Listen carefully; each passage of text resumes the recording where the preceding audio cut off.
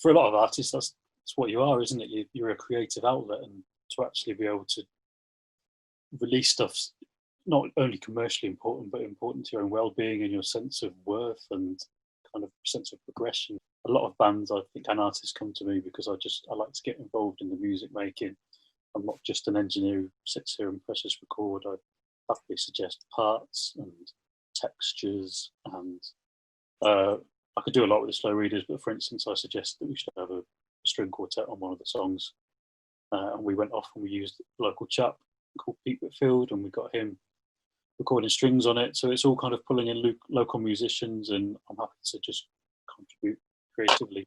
I mean, the recording industries pre-COVID was struggling a lot anyway, and a lot of the local studios are disappearing left, right, and centre, and it's becoming a really London-centric industry. So it's really important that we've got something like this that's reasonably priced for kind of amateur level, semi-pro level, professional level, where people can come and create.